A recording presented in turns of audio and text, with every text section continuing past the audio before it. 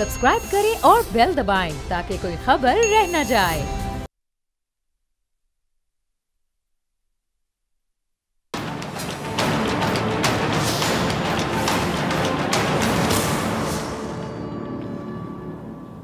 अस्सलाम वालेकुम नाजरीन, जैसे जैसे 14 मई की जो मोहलत है करीब आ रही है, हम देख रहे हैं कि इंतखाबात हर गुजरते दिन के साथ दूर होते जा रहे हैं। चीफ जस्टिस अब भी मुज़ाकरात से काफ़ी ज़्यादा पुरुमीद हैं और उन सियासतदानों से एक्सपेक्ट करें, तवक्को करें जो एक के बाद एक कह रहे हैं कि जो मौका मिलता है वो गवाते चले जा रहे हैं। यानी आइन की किसी को फिक्र नहीं है, अगर है किसी को फिक्र तो सिर्फ अदलिया को फिक्र है, वरना हुकूमत को तो जैसे कह लें कि आइन से कोई सरोकार ही नहीं है। और वैसे ही आइन के बड़े चैंपियन बनते हैं।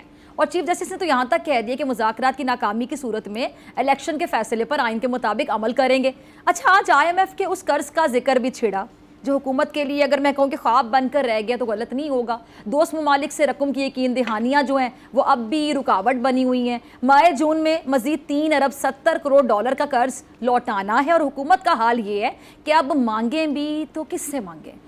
मेरे साथ मौजूद हैं तहरीक इंसाफ की सीनियर रहनुमा अंदली बाबा साहिबा, बहुत शुक्रिया ज्वाइन करने के लिए। अतर काज़मी किसी तारुफ के मोहताज नहीं, आपका भी बहुत शुक्रिया वक्त देने के लिए। राजा आमिर अब्बास साहब माहिर कानून, आपका भी बहुत शुक्रिया ज्वाइन करने के लिए। आप दोनों की इजाज़त से राजा साहब से शुरू कर लेती हूँ। राजा साहब, आज क्या हुआ कमरा अदालत में, यहाँ से शुरू कर। देखिए, अभी आपने अपने इंट्रो में कहा कि जी चीफ जस्टिस साहब बड़े पुरुमीद हैं डायलॉग से, लेकिन उतने ही नाउमीद हैं वो उन लोगों से कि जो ये डायलॉग कर रहे हैं, पर्टिकुलरली गवर्नमेंट साइड से, PDM की साइड से, और उन सियासतदानों से कि जो पार्लियामेंट में बैठे हैं और पार्लियामेंट के फ्लोर को जिस पर्पस के लिए इस्तेमाल किया जा रहा है वो सरासर जो मैं समझता हूँ कि आईने पाकिस्तान की खिलाफ वर्जी कर रहे हैं। क्योंकि पार्लियामेंट में जिन चीज़ों की ममानत है, अब पार्लियामेंट ने वो करना शुरू कर दिया है आर्टिकल 69 को सामने रखते हुए कि पूरी सुप्रीम कोर्ट की जो जजेस हैं उनके जो कंडक्ट है उसको डिस्कस करना शुरू किया है।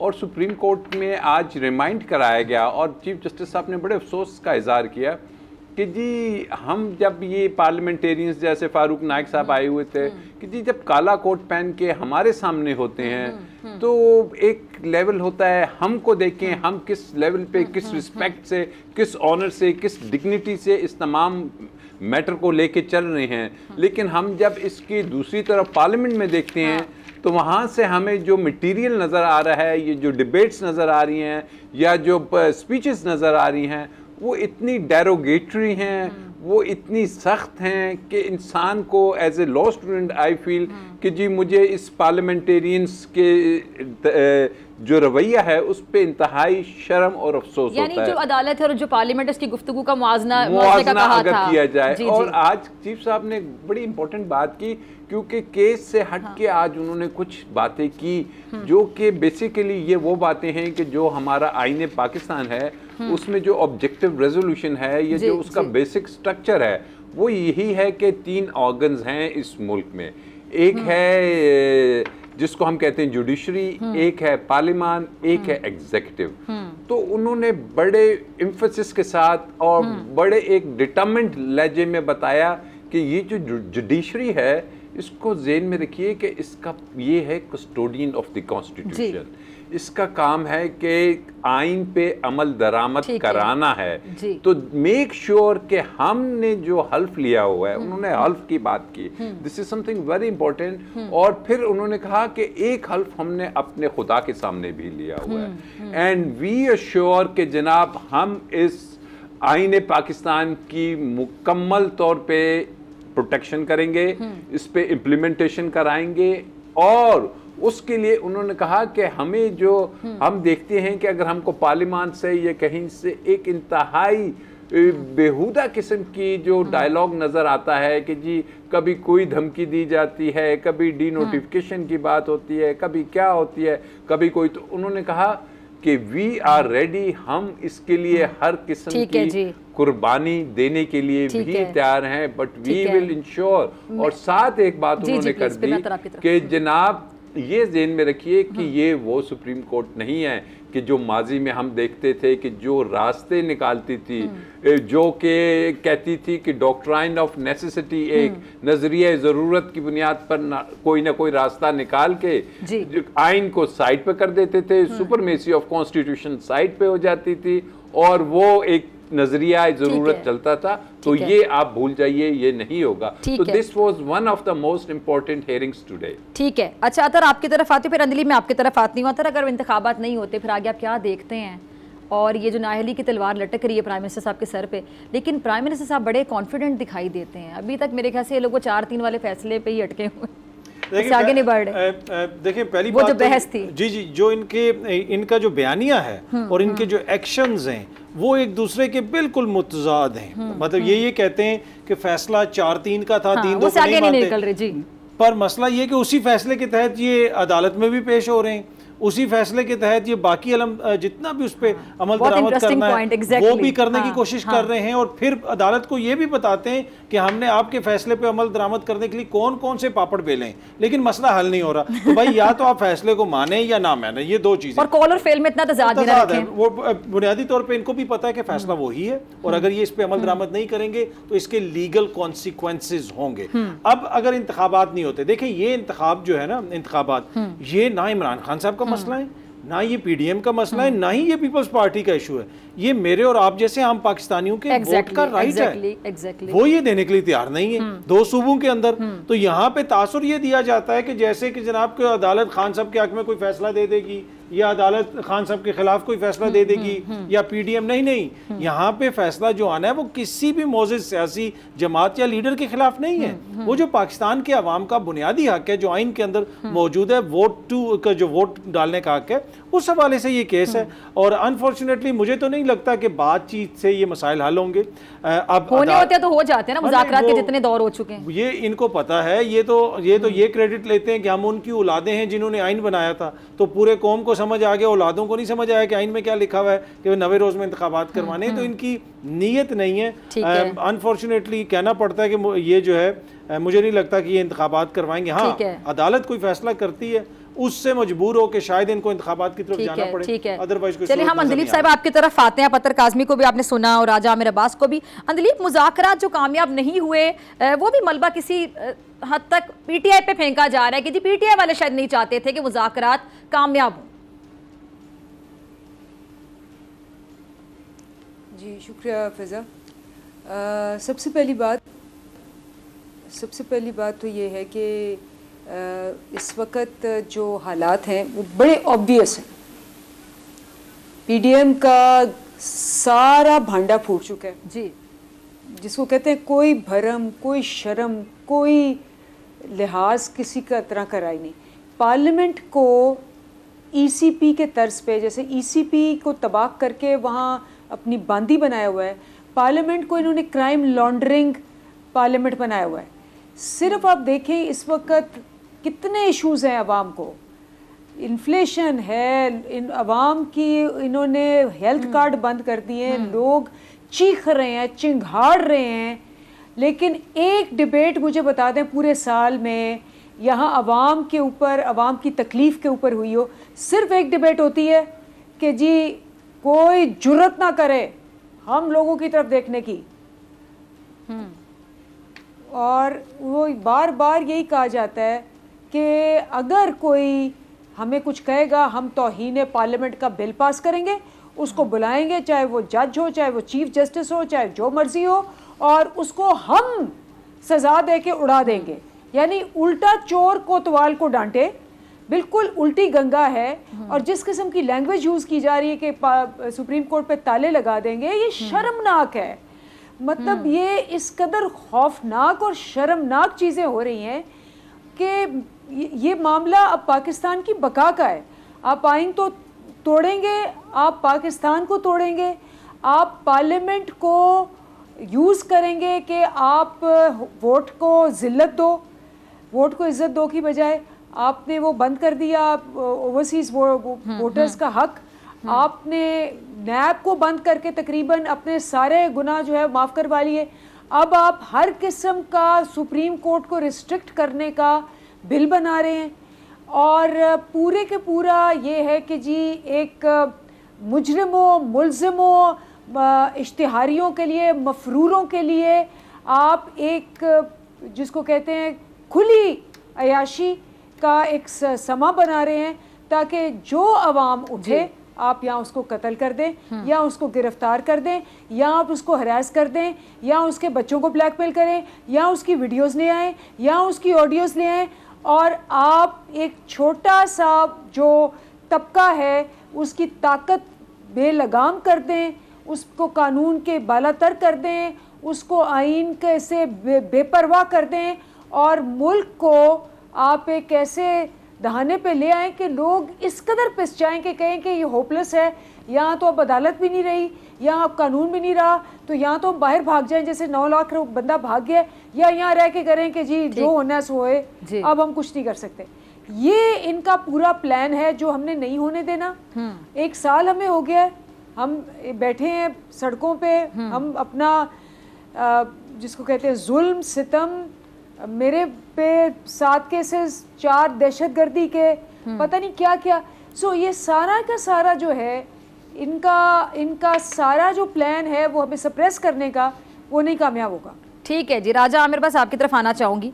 ये नैब को तो आप बड़े अच्छे तरीके से समझते हैं। नैब ने भी जब अपने केसेस बनाए थे जी, हम जो है फेस नहीं देखते, केस देखते हैं, चेयरमैन नैब अक्सर कहा करते थे, फिर किसी को पकड़ा जाता था, इन्वेस्टिगेशन नामुकम्मल होती थी, ना जाने क्या प्रॉब्लम्स होते थे कि जिसको पकड़ा जाता था विक्ट्री साइन बना के स्माइल के साथ बाहर आता था कि मैं तो बाइज्जत देके बाहर आ गया, साबित नहीं हो सका कुछ। तो फिर ये जो छोटे चोर हैं उन्हीं के लिए सजाएं हैं। देखिए, दिस इज़ वेरी इससे क्या मैसेज जाता है? देखिए, अब फिजा बात यह है कि चेयरमैन नैब की आपने बात की, चेयरमैन नैब कौन थे, किसने अपॉइंट किया था चेयरमैन नैब को? उस वक्त नून लीग की गवर्नमेंट थी, शाहिद खाकान अब्बासी और सैयद खुर्शीद शाह जो लीडर ऑफ अपोजिशन थे। ये दोनों हैं, ये वो हैं कि जिनके अपने ऊपर मेगा करप्शन के केसेस हैं। इन्होंने जब एक ऐसे चेयरमैन को अपॉइंट किया तो ऑब्वियसली इनकी कंसिडरेशन ये होगी कि हमने कोई एंटी करप्शन के लिए अपॉइंटमेंट्स नहीं करनी, बल्कि वी नीड के जो हमें फैसिलिटेट करे हमारे करप्शन के केसेस में समहाउ और दी अदर केसेस चले। जब केसेस चले तो केसेस में ये कौन से केसेस हैं? ये वो केसेस हैं कि जिसमें आज मियाँ शहबाज शरीफ साहब प्राइम मिनिस्टर हैं, उनके बेटे वज़ीर आला बने थे, और इन पे केसेस क्या थे? मनी लॉन्ड्रिंग के। मनी लॉन्ड्रिंग का केस क्या होता है कि जनाब ये आपके कैमरामैन हैं और इनके अकाउंट में अरबों रुपए आ रहे हैं और वहाँ से वो सीधे आपके बोल के ओनर के पास चले जाते हैं, तो इट मीन्स कैमरामैन का अकाउंट तो कुछ भी नहीं है, वो उस बेचारे को पता भी नहीं होगा, लेकिन ऑपरेट कर रहे हैं कि जनाब जो भी ओनर है। इसी तरीके से मियाँ शहबाज शरीफ साहब के तमाम अकाउंट्स थे, हर किसी को पता था। लेकिन व्हाट हैपेंड, जब वो ये हुकूमत चेंज हुई, ये रिजीम चेंज हुई, ये केसेस बने हुए थे, ये केसेस में बड़ा स्ट्रॉन्ग एविडेंस था। ये केसेस अगर कमज़ोर होते तो आप एक बात ज़हन में रखिए, तो फिर इनको ये कानून तब्दील करने की ज़रूरत ना पड़ती। जो इन्होंने रातों रात कानून तब्दील किया, वो कानून इसीलिए तब्दील किया कि इनको पता था कि ये केसेस बहुत सख्त थे। ऑल्दो नैब का जो वहाँ पे स्ट्रक्चर था उसका ऐसा था कि उसमें पॉलिटिकल अपॉइंटमेंट्स थी, उसमें आर्म ट्विस्टिंग थी, उसमें इन्फ्लुएंस किया जाता था चेयरमैन नैब को। ये तमाम चीज़ें, जैसे इमरान खान कहते हैं कि नैब तो मेरे कंट्रोल में या हमारे इन्फ्लुएंस में थी भी नहीं, ऑल्दो उसको होना भी नहीं चाहिए, लेकिन शायद वो किसी और के इन्फ्लुएंस में थी। तो करप्शन की बात जो सी है, ये वो चैप्टर है कि जब आपको याद होगा ख्वाजा खुर्रम दस्तगीर साहब की स्टेटमेंट ऑन एयर, उन्होंने बात की कि जी हम तो हुकूमत में लाए गए और हम आए इसलिए हैं कि हमने अपने मेगा करप्शन के केसेस ख़त्म करने हैं। और ये जो पार्लियामेंट की बात की जा रही है, इस पार्लियामेंट ने क्या कानून साजी की जब से आई है?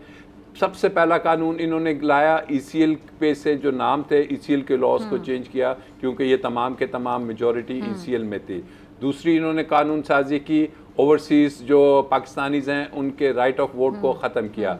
तीसरी कानून साजी इन्होंने की, नैब के कानून को एक टूथलेस टाइगर बना के ख़त्म कर दिया। पांचवी इन्होंने आइन में जो लेजिस्लेशन की वो ये की कि एक सब ऑर्डिनेट लेजिस्लेशन के ज़रिए ये आइन पाकिस्तान को चेंज करने की कोशिश की और सुप्रीम कोर्ट को कंट्रोल करने के लिए सुप्रीम कोर्ट के चीफ जस्टिस के जो इख्तियारात हैं उसको मोल्ड करके अपने पास लेने के लिए एक ऐसी, तो जब ये इस किस्म की लेजिस्लेशन हो रही है तो इससे जाहिर है कि जनाब ये जो हुकूमत ऑपरेशन रजीम चेंज के नतीजे में आई, इसने अपना जो इसका गोल था वो तो ये अचीव कर चुके हैं ऑलमोस्ट। ठीक है, अच्छा मैं एक दो बार पहले भी प्रोग्राम में जिक्र कर चुकी हूँ। कुछ दिन पहले शाहिद खान अब्बासी साहब मेरे प्रोग्राम में आए और उन्होंने ऑन एयर बोला जो री इमेजिनिंग पाकिस्तान, आपको पता है प्लेटफॉर्म, तो मैंने पूछा कि पार्लियामेंट के प्लेटफॉर्म से आपने नून लीग के प्लेटफॉर्म से बात क्यों नहीं की?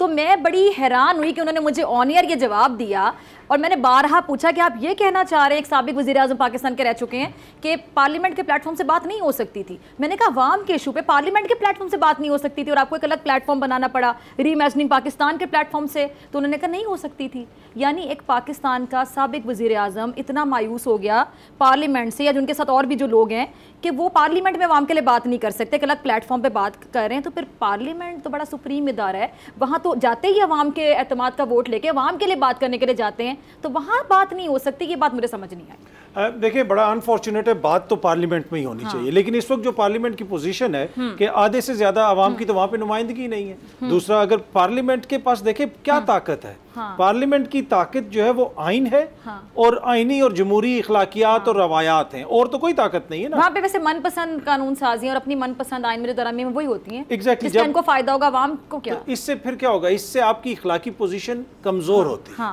वो पार्लियामेंट हो जहाँ पे ऑपोजिशन लीडर जो है वो राजा रियाज साहब हों, जहाँ पे आप देख लें कि वो शख्सियात जिन्होंने पिछली हुकूमत को गिराने में बड़ा अहम किरदार अदा किया, वो अभी वहाँ पे बैठे में बन के ऑपोजिशन लीडर या चेयरमैन पब्लिक अकाउंट कमेटी, क्या ये जेन्युइन ऑपोजिशन है? क्या ये पाकिस्तान की जेन्युइन ऑपोजिशन? ठीक लिए जी, हम मान लेते हैं कि ये जो इक़्तिदार में है ये जेन्युइन हुकूमत है, ठीक है, पर जमहूरियत क्या जेन्युइन ऑपोजिशन के बगैर चल सकती है? क्या इस वक्त ये जेन्युइन ऑपोजिशन वहाँ पे बैठी है? मेरा नहीं ख्याल वो बैठी हुई है। तो यही वजह है ना कि पार्लियामेंट के फ्लोर पे जब आपके ज़ाती मफादात के तहफ़्फ़ुज़ होगा, पार्लियामेंट के फ्लोर के ऊपर जब आप अदलिया के खिलाफ करारदादें लेके आएंगे, पार्लियामेंट के फ्लोर के ऊपर आपके जो अपने से मुतल्लिका जो कानून हैं, जो नैब के कानून हो गए या ओवरसीज पाकिस्तानियों के वोट का राइट हो गया, आप उस पर कानून साजी करके अपनी ख्वाहिशात के मुताबिक अपनी मर्जी की कानून साजियां की जाए, तो फिर वहाँ पे आवाम की बात तो नहीं होगी ना। देखें पिछले दिनों हालिया अरसे में हमने देखा कि बड़ी इमरजेंसी करारदादें आई हैं, कोई अदालत के खिलाफ आई, कोई इस चीज़ के आई, कोई उस चीज़ के ऊपर आई। इस पार्लियामेंट के अंदर गुज़िश्ता एक बरस के दौरान आपने कोई इमरजेंसी करारदाद देखी जिसमें कहा गया हो कि आटा इतना महंगा हो गया, चीनी इतनी महंगी हो गई, ये इमरजेंसी करारदाद आएगी, ये मसला ये हो गया, सेहत का ये मसला है, अवाम का ये मसला है। तो मसला ये है ना कि अवामी मसाइल तो वहाँ पे डिस्कस ही नहीं हो रहे, वहाँ पे तो टोटल मसाइल किस किस्म के डिस्कस हो रहे हैं कि हमने अपनी इज्जत बचानी है, उन्होंने उनकी बचानी है, ये करना है, ये मोहतरम है, वो नहीं है, वो है। मेरे ख्याल में ये वो इशू है जिसका शायद खान अब्बासी साहब ने भी जिसकी तरफ ध्यान दे रहा है। बाकी जो उनका जो प्लेटफॉर्म है, वो जो बातें करते हैं, कुछ बातें वो बड़ी सही कर रहे हैं, शायद खान अब्बासी साहब, मुस्तफ़ा नवाज खोकर साहब, मिफ्ता साहब, ये देखें ना 1 साल के हमारे मसाइल हैं, ना खान साहब के 3 साल के हमारे। लेकिन मेरा सवाल वही है कि पार्लियामेंट के प्लेटफॉर्म पे अगर ये बातें नहीं होंगी, कोई और प्लेटफॉर्म बनाना पड़ेगा, तो लम्हा फिक्री है ना। ये पार्लियामेंट के फ्लोर पे होंगी बात जो मरियम बीबी होनी चाहिए ना, पार्लियामेंट का फ्लोर तो होता है इस चीज के लिए है ना। देखिए ना, शायद खान अब्बासी साहब अगर होते रिश्तेदार मियाँ साहब के तो फिर तो हो जाती बात। अगर शायद खान अब्बासी साहब होते बिलावल साहब की तरह के जरदारी साहब, अच्छा बिलावल साहब पे भी बाद में बात करेंगे, उनका दौरा भारत है ना, वो ब्रेक के बाद, ब्रेक का काजर है, लेकिन 2 मिनट है, कामयाब तरीन दौरा भारत है, उस पे बात करेंगे। लेकिन अंदलीब को जरा, अंदलीब का कमेंट, अंदलीब मैं आपकी तरफ आना चाहूंगी। बेहतर जो बात कर रहे थे, जमहूरियत में सबसे अहम जमहूर होता है, ये कैसी जमहूरियत है कि मुंतखब होने के बाद जो हमारे सियासतदान हैं सबसे पहले अगर किसी को कॉर्नर करते हैं, हमारी पंजाबी में कहते हैं खुडे लाइन लगाते हैं, तो वो बेचारी जमहूर को ही लगाते हैं, अवाम को ही लगाते हैं। देखें, ये एक हमारा बड़ा पुराना स्टांस है कि ये सारे का सारा बादशाहत और आमरियत है। शुरू से हम कहते हैं कि इनका कहीं दूर दूर से भी जमहूरियत से ताल्लुक नहीं है। तो एक दफा अनाउंस कर देना कि बादशाहत है, यहाँ पे जमहूरियत नहीं है, हम भी चुप करके बैठ जाएंगे बादशाहत है। बस वो यही है ना, ढकोसला आपने जमहूरियत का लिया, जब आपको मसला हुआ आप जमहूरियत का लिबादा ओढ़ लेते हैं, आप कहते हैं ओहो जी जमहूरियत में ये क्या हो रहा है, वो क्या हो रहा है, और जैसे ही आप इक़्तिदार में आते हैं आपको ताकत मिलती है, आप एक वो जो आपकी नर्सरी थी जहाँ आपने ज़ियाउल हक के अपना मोहसिन करार दिया और भुट्टो साहब ने डैडी बोला अयूब खान को, वो आप पे गालिब आ जाता है। आप लेफ़्ट राइट सारे लॉज को चेंज करके आप एक जल्लाद बन जाते हैं जिसमें आप सिर्फ अपने मफादात, अपनी लूटमार, अपनी औलाद, और अपने बच्चों को, ये तो अब ये ख्वाजा साद रफ़ीक भी कह चुके हैं, अभी कहा उन्होंने कि जी तरक्की हो ही नहीं सकती अगर आपकी मुर्सी सियासत जो है, एक लानत जो चेचक ज़दा जमहूरियत है, उससे छुटकारा ना हासिल हो। तो ये तो सब जान चुके हैं। आई मीन मुझे बताएं what is the claim to fame के बिलावल जो है वो फॉरेन मिनिस्टर बन के गए, एम्बेरसमेंट है टोटल।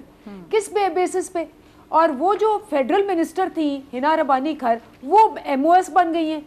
मतलब आप देखें कि ये तो मतलब कैसे उन्होंने एक्सेप्ट कर लिया कि अच्छा कोई भी पोजीशन मिल जाए, चाहे मुझे, क्योंकि बिलावल जो है वो चूँकि बेटा है जरदारी का, इसलिए वो फेडरल मिनिस्टर बनेगा, चाहे उसको अलिफ बे आती हो ना होती। इमेजिन करें कि आज आके एक्सप्लेनेशन दे रहा है कि जी वहाँ हाथ नहीं मिलाते। ठीक है, एक फॉरेन मिनिस्टर एक्सप्लेनेशन दे रहा है कि जी वहाँ हाथ नहीं मिलाते। क्या स्टेचर है, कितना के आप नीचे गिर गए हैं, व्हाट, ये क्या डिस्कशंस हो रही हैं? आप वहाँ गए, आपको उन्होंने रख के बेइज्जती की, आपको उन्होंने जिसको कहते हैं कूड़े की करकट की तरह एक साइड पे किया, आप भागे भागे भागे। आप अफगानिस्तान नहीं गए, अफगानिस्तान इतना बड़ा मसला है, आप और मुल्कों में नहीं गए, यहाँ आप अमेरिका गए हैं या आप यूरोप गए हैं और वो भी अपना बेगिंग बोल लेके, और यहाँ भागे भागे इंडिया गए जहाँ उन्होंने आपको कहा कि गेट लॉस्ट। जल्दी से ब्रेक पे चली जाए, ब्रेक के बाद मुलाकात होगी। तीनों मेहमान मेरे साथ मौजूद हैं।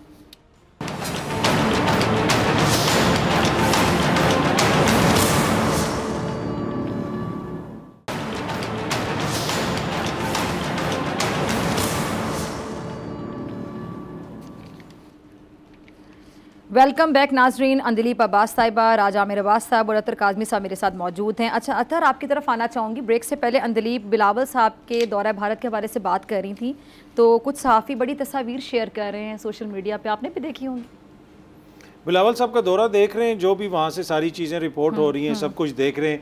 देखें, पहली बात तो ये है कि बिलावल वहाँ पे कोई ज़ाती हैसियत में नहीं गए, पाकिस्तान के foreign minister, as a Pakistan के फॉरेन मिनिस्टर या वज़ीर ख़ारजा गए, लेकिन वहाँ पे जो रवैया है भारत का, भारतीय मीडिया का, जिस किस्म की चीज़ें रिपोर्ट हो रही हैं, ऑल दो कि हमारी तरफ से तो बहुत मुस्बत रिपोर्टिंग हो रही है और उसको बड़ा पेश करने की कोशिश की जा रही है, लेकिन वहाँ पे जो उनका रवैया है वो इंतहाई नामुनासिब है। उनके जो मीडिया का रवैया इंतहाई नामुनासिब है, और इस चीज़ की तो मैं मज़म्मत करूँगा कि उनके जो फॉरेन मिनिस्टर ने ये कहा कि जनाब ये खुदा न खास्ता दहशत गर्दी के प्रमोटर हैं या उनके स्पोक्स पर्सन हैं दहशत गर्दों के, ये कोई उन्होंने बिलावल साहब को नहीं कहा, ये पाकिस्तान के वज़ीर ख़ारजा को उन्होंने टारगेट किया है, और हमेशा भारत यही करता है। और इसी वजह से लोग कह रहे थे कि आपको क्या ज़रूरत है जाने की वहाँ पे, उन्होंने कौन सा आपके आगे वहाँ पे फूलों का हार बनाना है, उन्होंने तो यही सलूक करना है। और फिर एक और जो बड़ा इंपॉर्टेंट चीज़ है, ये मैं बताना चाहूँगा, देखें हमारे मफादात का तहफ़्फ़ुज़ करेंगे हमारे वज़ीर ख़ारजा, उनके मफादात का तहफ़्फ़ुज़ करेंगे उनके वज़ीर ख़ारजा।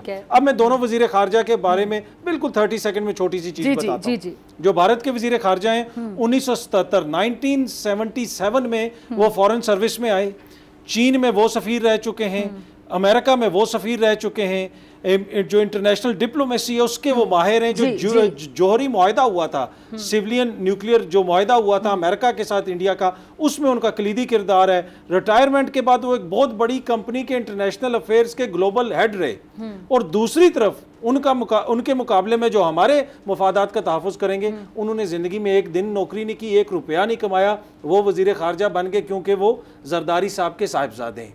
ये हमारे साथ जुल्म हो रहा है। हमारे मफादात का क्या ये इक्विप्ड हैं? क्या इनके पास इतना तजर्बा है कि ये हमारे मफादात का तहफ़्फ़ुज़ कर सकें? तो ये इशू है कि दोनों अगर आप वज़ीर ख़ारजा को देखें तो ज़मीन आसमान का फ़र्क है। लेकिन आपको पता है कि यहाँ पे मेरिट पे तो कुछ चीज़ होती नहीं है, इसलिए कि ये फ़लाने ख़ानदान से इसका ताल्लुक़ है, फ़लानी जमात से इसका ताल्लुक़ है। तो वही हम देख रहे हैं कि जब वो गए हैं, जब आपने इतने एक सीनियर बंदे के मुकाबले में एक 35-36 साल का नौजवान भेज दिया, तो फिर आगे से यही होना था जो हो रहा है। ठीक है जी आपका भी कमेंट मैं इस पे चाहूंगी, खासकर मौरूसी सियासत के हवाले से।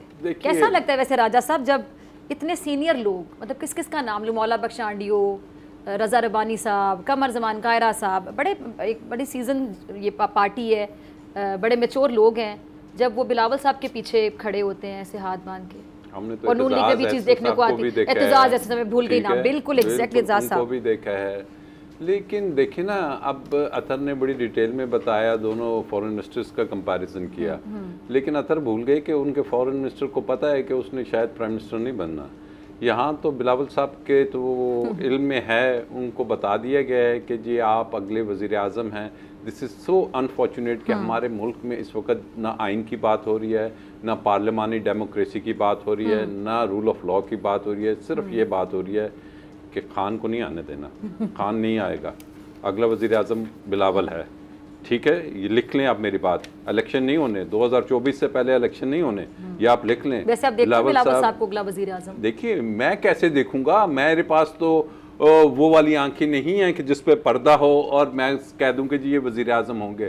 लेकिन दिस इज़ द आयरनी, हमारे यहाँ दिस इज़ सो अनफॉर्चुनेट कि ये चीज़ें इतनी, जो हमारा पिवट है, जो मेन है, उस पे ये घूम रही है, रिवॉल्व हो रहा है कि जनाब छोड़ दें। वो कहाँ से एक दयानतदार आदमी आ गया, कहाँ से एक ऐसा शख्स आपने लगा दिया कि जो दुनिया में एक इंडिपेंडेंट फॉरेन पॉलिसी की बात करता है, जो कि अब आप देखिए कि इस वक्त हमारा जियोपॉलिटिकल और जियो इकोनॉमिक क्या हमारे रीजन में चल रहा है। आप सऊदी अरब को देखिए, ईरान को देखिए, आप चाइना का रोल देखिए कि कैसे सऊदी अरब और ईरान इकट्ठे हो रहे हैं। आपने देखना है कि उसमें वेयर डू यू स्टैंड। लेकिन आप अफगानिस्तान नहीं जाते, गए हैं बिलावल साहब? नहीं गए। आप इंडिया चले गए हैं, आपके पास हेजमनी क्या है कि जी अमेरिका आपको कहता है कि जी एल्डर ब्रदर है इंडिया, क्या आप उसको मान रहे हैं? वो कश्मीर के तमाम इश्यूज कहाँ गए? ये वो तमाम इश्यूज हैं कि जिसको ऑल्दो कि हमारा फॉरेन ऑफिस ही डील करता है, but again I would say कि जनाब ये इसका हल ये नहीं है कि जनाब हम समझे कि जी अगला वज़ीर आज़म वो होगा।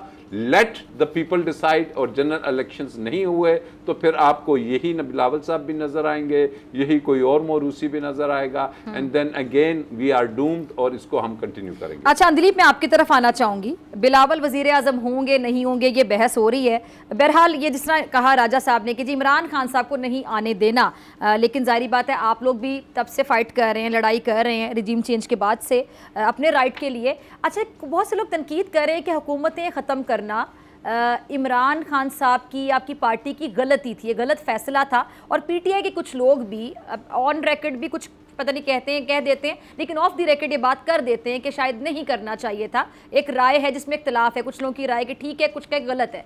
तो आपको लगता है कि गलत फैसला था ये आप लोगों की पार्टी का? देखिए, असेंबली खेलना तो बहुत आसान है। हम भी बैठे रहते असेंबली में, वो प्रोविंशियल भी, नेशनल असेंबली में भी बैठे रहते। हम भी डेस्क बजाते, खड़े होते, वॉकआउट करते, और कोई प्रेशर नहीं होना था उन पे। और ना ही इस किस्म की उन्होंने कोई जिस किस्म का पूरा एक हमने आवाम को अवेयरनेस दिलाई, शऊर दिलाई है, डिफरेंस दिखाया कि वो क्या है और हम क्या हैं। जहाँ तक प्रोविंशियल असेंबलीज़ का ताल्लुक है, आपको पता है कि वो प्रोविंशियल असेंबलीज़ में क्या हुआ। दिन दहाड़े गोलियाँ बजी, 13 बंदों को बजी, एक एक्स प्राइम मिनिस्टर को बजी। उसकी अपनी हुकूमत है पंजाब में, और वो एक FIR नहीं लिखवा सकता। और आपको पता है कि उन्होंने पैसे देने बंद कर दिए थे प्रोविंशियल गवर्नमेंट्स को। आपको पता है कि सेहत कार्ड भी बंद हो गया। सो ये सिर्फ इक़्तिदार की खातिर बैठे रहना कि जी सीट नहीं जानी, आप ना गवर्न कर सकते हैं, ना आप अपनी मर्जी के फैसले कर सकते हैं। आपको खुद गोलियां जब लगी हैं, आप अपने खिलाफ कोई वो भी नहीं FIR नहीं रजिस्टर कर सके, तो आपने क्या इंसाफ आवाम को दिलाना है? आप इंसाफ आवाम को क्या सहूलतें पहुंचाएंगे अगर आप वो जो ऊपर से बंद कर रहे हैं सारी चीज़ें, आप उसका मुकाबला ही नहीं कर सकते? तो ये कहना बड़ा आसान है कि जी हाँ गवर्नमेंट में रहते हैं, हाँ ठीक है, हम भी गवर्नमेंट रहते हैं, हम भी अपना टाइम पास करते हैं, वो भी अपना टाइम पास करते, तो ये चलता रहता, हम लफाजी गोलाबारी एक दूसरे को करते। लेकिन बात क्या है, हमने ये जाहिर किया कि जी जब असूल पे होते हैं तब आपको कुर्सी और अपनी जिसको कहते हैं मफादात की खातिर हम नहीं खड़े हुए, हम खड़े हुए हैं पाकिस्तानी अवाम की खातिर। जो कुछ हुआ पाकिस्तानी अवाम के साथ एक साल में, वो एक बदतरीन मिसाल है पूरे 75 साल में।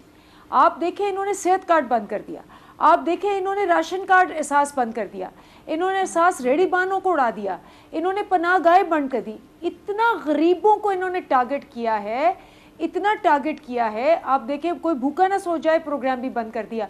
मजदूरों को, गरीबों को इन्होंने टारगेट कर करके, अभी जो मुफ्त आटा स्कीम है वो खुद खाकान वासी साहब कह चुके हैं कि 84 अरब में से 20 अरब हुकूमत खा गई है। और इनको शर्म भी नहीं आती। अभी 2.25 अरब रुपया जो है शहबाज शरीफ साहब कहते हैं जी पैसे नहीं है, वो अपने फॉरेन ट्रिप्स पे लगा चुके हैं। जो ताजपोशी के लिए गए हुए हैं वो तो मंडे को है, ये 4 दिन पहले चले गए गरीबों के पैसे पे, उनका पेट काट के, टैक्स पेयर के पैसे पे, और अब कह रहे हैं जी कॉमनवेल्थ के लिए भी मैं रुक जाऊंगा, चलो जी उसके लिए भी रुक जाता हूँ।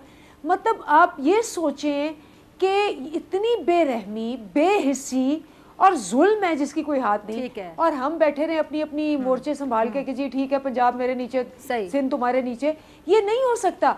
अगर कुछ होना है तो ट्रेडिशनल पॉलिटिक्स के अलावा ही होगा, और ट्रेडिशनल पॉलिटिक्स के अलावा ही हुआ है, खून दे के हुआ है, गोलियां खा के हुआ है, 1 साल खड़े होके हुआ है। अगर इस कौम को पता चल गया है कि क्या इस कौम के साथ 75 साल होता रहा है, और अब ये कौम जो है पीछे 1 साल खड़ी रही है, ये तो कभी तारीख में नहीं हुआ। भुट्टो हैंग हुआ, कुछ नहीं हुआ। आपको पता है बेनज़ीर को मारा गया, 40 दिन बाद सब ठीक हो गया। सो ये तो पहली दफ़ा है कि कौम जो है वो खड़ी है। और ये मैं आपको बता दूं, ये जो मर्जी कर ले, ये इंतखाबात को भी कह दें कि नहीं करेंगे, ये ताले लगाने की कोशिश करें अदलिया को, जितनी मर्जी ताकत, जितनी मर्जी पुलिस, जितनी मर्जी रेंजर्स लेके आएँ, जितने मर्जी केमिकल्स ले आएँ, जितने मर्जी हेलीकॉप्टर्स कंटेनर्स ले आएँ, सारा साल यही करते रहे हैं ना, गोलियां मारते रहे हैं औरतों को, बूढ़ों को। ये जब अवाम का सिर्फ और सिर्फ मैं कहती हूँ कोई 20,000 बंदा भी बाहर आ गया ना, अभी तो हमने रोका हुआ है और कहा है कि पुरअमन रहना है, ये 20,000 बंदे से भी ये नहीं रोक सकेंगे। हम नहीं चाहते कि ये हो, लेकिन ये लोग उसी तरफ बढ़ रहे हैं। ठीक है अतर, मैं आपकी तरफ बढ़ती हूँ ज़रा। एक अहम सवाल, जिस तरह कहा जाता है कि पहली बार तारीख में ऐसा हो रहा है, खैर हमारे यहाँ टेन्योर तो पूरा मतलब मुश्किल से किया जाता है। आप देख लें कि 88 में जब बेनज़ीर भुट्टो साहिबा आती हैं, 90 में नवाज शरीफ साहब आते हैं, 93 में बेनज़ीर साहिबा आती हैं, 97 में नवाज शरीफ साहब आते हैं। मैं म्यूजिकल शेयर कह दूँ तो गलत नहीं होगा, बगरी करेंगे। फिर 2008 में पीपल्स पार्टी की हुकूमत आती है, एक वज़ीर आज़म चेंज होते हैं, बहरहाल वो एक अदालती फैसला था। उसके बाद 2013 में जब नून लीग की हुकूमत आती है, फिर उसमें भी नवाज शरीफ साहब को नाअहली का सामना करना पड़ता है और वो अदलिया को तनकीद का निशाना बनाते हैं। फिर 18 में इनकी हुकूमत आती है, ये रजीम चेंज का शिकार हो जाते हैं। फिर बहरहाल बाद में तनकीद या तो इस्टेब्लिशमेंट पे कर रहे होते हैं सियासतदान, और माजरत के साथ मुअज़्ज़िज़ अदलिया को भी तनकीद का निशाना बना रहे होते हैं, फैसलों को एक्सेप्ट नहीं कर रहे होते हैं, जजेस पर तनकीद कर रहे होते हैं कि जजेस ने बुक्स का मुजाहिरा किया या बुक्स निकाली। सियासतदानों की अपनी कमजोरी किस हद तक आपको नजर आती है सब? देखिए एंड ऑफ द डे जो सियासतदानों के ऊपर तनकीद होती है वो इसी वजह से होती है कि अवाम किसी और को इलेक्ट नहीं करते, अवाम इन्हीं को मैंडेट देते हैं, चाहे वो पाकिस्तान पीपल्स पार्टी वाले हों, चाहे वो नून लीग वाले हों या पीटीआई वाले या कोई और जमात हो, इन्हीं से वोट इन्हीं को मिलते हैं, इन्हीं से तौक़ुआत होती हैं। तो ये खुद कमजोर होते हैं आपके मुताबिक सियासतदान? ये बिल्कुल जाती मफादात की वजह से ये सिस्टम और आइन को कमजोर करते हैं। देखें सियासतदान उस वक्त कमजोर होगा जब वो आइन को कमजोर होगा। आज इनको ये लग रहा है कि इमरान खान जीत जाएगा तो ये इलेक्शंस नहीं करवा रहे, कल कोई और ये समझेगा कि ये जीत जाएंगे तो वो 6 साल इलेक्शंस नहीं करवाएगा। यहाँ पे ये मसला नहीं है कि इमरान खान का मसला है या इनका मसला है, मसला आइन का। जब आप आइन को कमजोर करेंगे तो अवाम के राइट्स वो पीछे रह जाते हैं और निज़ाम कमजोर होता है और जो जमहूरी ताकतें होती हैं वो कमजोर होती हैं। यकीन कीजिए कि हो सकता है कि इमरान खान ये इलेक्शन जीत जाए, अगला इलेक्शन कोई और जमात जीत जाए, उससे अगला इलेक्शन कोई और जीत जाए। आप सिस्टम को चलने क्यों नहीं देते? अपने जाती मफादात की वजह से आप इलेक्शंस तक रोक देते हैं। तो इसकी वजह से जो सियासतदानों का तरीकाकार है उससे जमहूरियत कमजोर होती है। जब जमहूरियत कमजोर होगी तो जमहूरी जितनी भी सियासी जमातें और जो सिस्टम है ऑटोमेटिकली सब कमजोर हो। तो जमहूरियत को मजबूत किसने करना है राजा साहब? सियासतदानों ने। सियासतदान आपको कमजोर कहीं दिखाई देते हैं? जमहूरियत को मजबूत करना है शऊर ने, जमहूरियत को मजबूत करना है आइन की पासदारी ने, जमहूरियत को मजबूत करना है हमने, आपने। हम अगर सियासतदानों पे बैठ जाएं कि उन्होंने जमहूरियत को मजबूत करना है तो वो जमहूरियत हमें नज़र आएगी सरे महल की शक्ल में, वो हमें नज़र आएगी एवन फील्ड की शक्ल में, वो हमें नज़र आएगी कि बैरून मुल्क बहुत से एहसासों के। तो जमहूरियत को हम तब ही मजबूत कर सकेंगे कि अगर हम जो वो स्टेटस को की सियासत है, जो स्टेटस को के हामी लोग हैं, उनके बहकावे में, उनके नैरेटिव में ना आए कि जो हमें दिन रात ये फीड करें कि इस मुल्क में कुछ नहीं हो सकता, वही होना है जो चाहने वाले करेंगे। ये नहीं हो पाएगा जब हम आप सब तैयार होंगे। और तैयारी सिर्फ ये नहीं है कि टॉक शोज़ में होगी, हमको हर जो प्लेटफॉर्म है उस पर इस बात को करना होगा। और पर्टिकुलरली इस वक्त जो सुप्रीम कोर्ट जिस जानिब रवान दवा है सुप्रीमेसी ऑफ कॉन्स्टिट्यूशन की, आई बिलीव कि ये हाई टाइम है कि तमाम सिविल सोसाइटीज़, तमाम लॉयर्स कम्युनिटी अगर जमहूरियत को, इस मुल्क में पार्लिमानी जमहूरियत को, रूल ऑफ लॉ को मजबूत करना चाहते हैं, तो जब उन्हें नज़र आ रहा है कि एक शख्स टॉर्च लेके निकला है तो फिर वी ऑल शुड फॉलो और हम अपना अपना उसमें हिस्सा डालें। अदरवाइज फिर हम सिर्फ बैठ के रोते रहेंगे कि जी इस मुल्क में ये हो गया वो हो गया। इट्स टाइम हम सब ने उसमें अपना हिस्सा डालना है। ठीक है जी, क्लोजिंग का टाइम भी करीब आ रहा है जी। बहुत शुक्रिया तीनों मेहमानों का। मैं बात करूंगी बोल न्यूज़ के मार्केटिंग हेड आकाश राम की, जिनकी जबरी गुमशुदगी को 25 दिन गुजर गए मगर हुकूमती इदारे और पुलिस आकाश राम का सुराग लगाने में अभी तक नाकाम नजर आते हैं। आखिर क्या वजह है जो इतने दिन गुजर जाने के बाद भी आकाश का पता नहीं चल रहा? आखिर किस जुर्म की पादाश में ये इंतकाम लिया जा रहा है? आकाश के लवाहिकीन जो हैं वो इंसाफ के मुतलाशी हैं और उनके घर वाले बहुत परेशान हैं। सुप्रीम कोर्ट से अपील कर रहे हैं कि उनकी जल्द बाजियाबी को यकीनी बनाया जाए। इसी के साथ मुझे इज्जत आपसे मुलाकात होगी इंशाल्लाह पीर के रोज़ सेम टाइम सेम चैनल। अगर ज़िंदगी ने वफ़ा की, दुआओं में याद रखिएगा, अपना बहुत ख्याल रखिएगा। अल्लाह निगहबान।